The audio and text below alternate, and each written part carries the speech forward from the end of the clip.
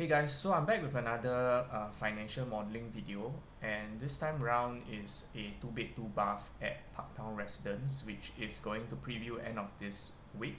So in my example, I have a friend who is looking at a 2-bed 2-bath.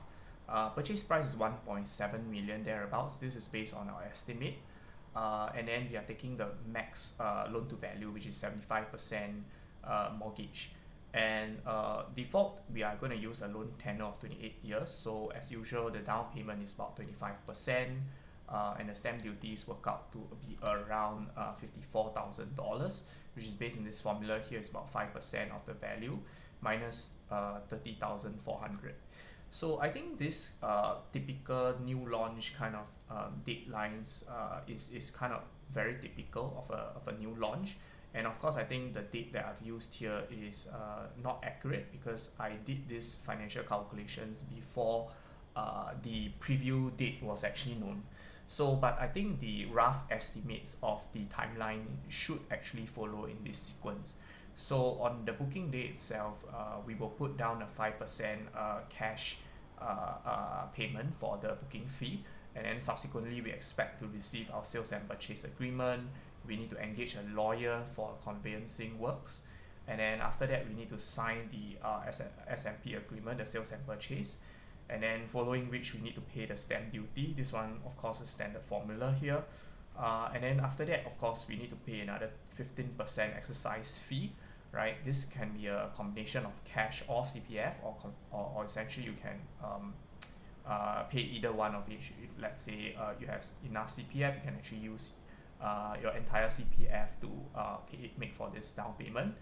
And also there is also 6 months. Usually generally what happens is about 6 months after the booking day itself, the developer will call for this payment for foundation works, but this is highly variable, so it can come anytime. So some developers actually can actually do the foundations quickly, and then they can actually issue this payment right after you actually exercise the sales and purchase. So essentially this one can also come from 5%, which is your cash CPF, and then the remaining 5% comes from your mortgage. So that is when your mortgage actually starts to draw down. So as you can see here, the payment for foundation works, the 5% is actually dispersed in this amount here, and then of course we will start to calculate the interest rates and your monthly installment. And at this time you're only paying under $400, because obviously for new launches your monthly installment is on a progressive payment basis. So after 1 year, if the concrete framework is up, there is another 10% of the loan dispersed. Then of course you would make your monthly installment increases to about 1,000 odd, and then subsequently blah blah blah, right? You have your brick wall, etc. So like these are the kind of like the standard steps that will follow. So of course after 3 years you can technically sell. So if you have bought this Parktown at the start, at the booking date itself, you can actually sell before you collect the keys. And at this point of course the monthly installment is still at a relatively manageable 2.6k.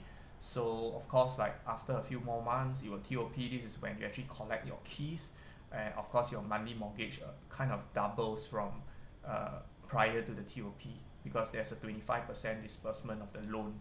So from here on, of course about a year later you'll reach your statutory completion date, and of course by this time the rest of the loan, the remaining 15% will be dispersed, and your monthly installment will be around 5,000. So this interest rate path kind of is what I estimate it to be. So of course when the building is still under construction, you will need to pay the floating rate. So this is mandated by law. So the bank will only loan you in a floating rate of interest when the building is not completed. So usually for most loan contracts, at the time that it TOPs, you can start to essentially convert it into a fixed rate loan. So I guess over here I already started to put it at 2% from here. I think it's looking at also the my estimate of what the interest rate path would be we expect the Fed to essentially cut rates quite aggressively. And in Singapore, I think in general, because we do have a funding surplus for most banks, so a lot of times when the Fed actually reduces interest rates, our Singapore interest rates, our mortgage rates tends to actually lead the decline, so it tends to drop in advance. Okay, so I think I want to keep this video short, so I'll just walk through like some of the examples that I essentially fleshed out, right? So in this example here, I've listed down the P&L for selling after the SSD period. So if you recall, the SSD period is 3 years after the signing of the sales and purchase. So roughly, these are the costs that that you have incurred. So you incurred like a total of 24,000 of interest costs. So this is essentially only counting the interest element. It's not the monthly mortgage, right? Because part of the monthly mortgage actually is going to pay your principal. So over at this time, there isn't any fire insurance, maintenance fees, nor property taxes, because at that time your property is still under construction. So at the end of it, you will actually exit, and then you will pay a 2% agent fee. That's generally the market practice, and then your lawyer fee 2K. I think this is I've considered this to be on the low side for the lawyer fee. It can go up to about 3K, but essentially these are like the costs upfront. And if you take a look at this, right, I've calculated the net profit to be something like that. So essentially I've taken the sale price. I've basically accounted for 3.6% uplift for the first 3 years. So how did I get to this number? So let me show you the past 10 years performance in Tampines. So we can see that the CAGR, the compounded annual growth rate is around 4.69%, and basically I've used my mathematical formula to calculate this.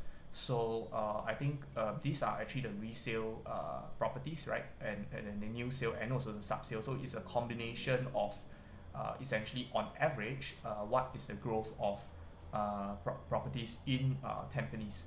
So I've used 3.5 or 3.6%, which is quite conservative, because generally for the first 5 years of a new property, the growth rate tends to be on the high side, because obviously it's new, and the demand for new properties are generally going to be high.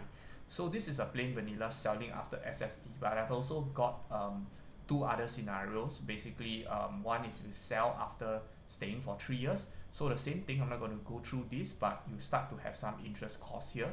So you can see that how I actually get the interest cost is from here, right? It's on a progressive payment basis. So you will find that the interest cost actually escalates to almost 100K after you stay for 3 years, right? So fire insurance is about 60 times 3, maintenance fee is about 320 per month.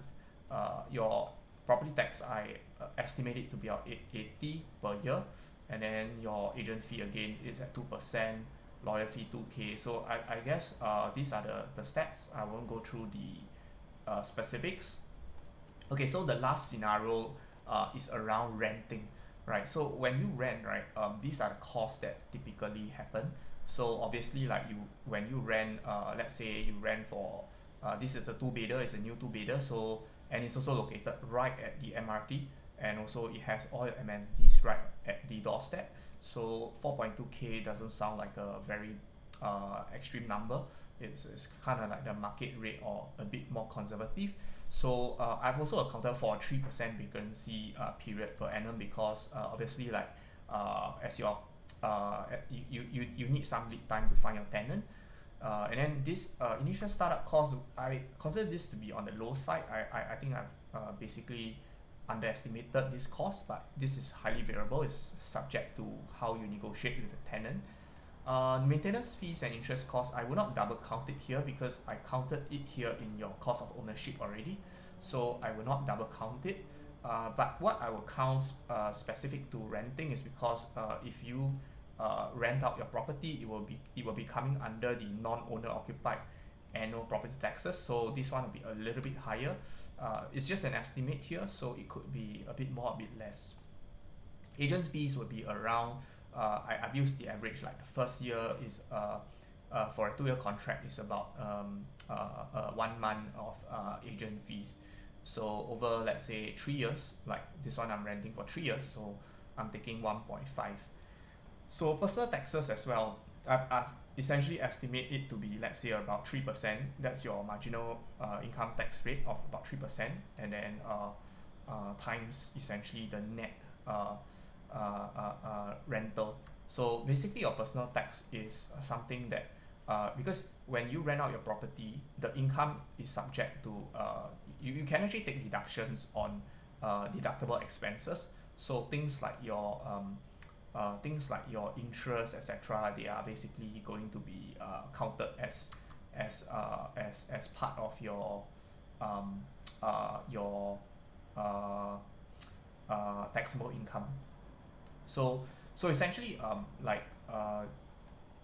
looking at this, right, your net income for your net rental income after taxes is about 126,000, and then total capital gains thereabouts.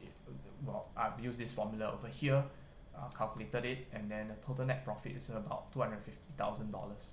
So okay, so just to sum it up, right? So everything, when we look at it from a whole on a totality basis, your net profit is around 250K. So it's essentially taking into account your gross profit, which includes your rental income minus all the costs, right? And then roughly the ROI over the period is about 37%, and then your ROI per annum is about 5.47%. So if you compare across like the different options, right? If you sell at SSD, your ROI is around 4.46, and then of course if you actually stay in it, your ROI will be lower because you're staying in it, and you start to pay a higher interest cost when you collect your keys.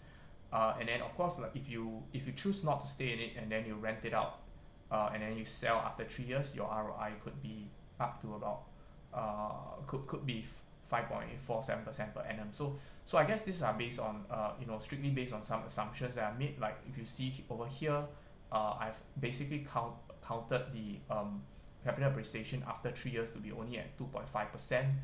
So you can see over here I've also taken that approach. And okay, so I hope you like the video walkthrough. If you have any questions, just leave them in the comments. Thank you.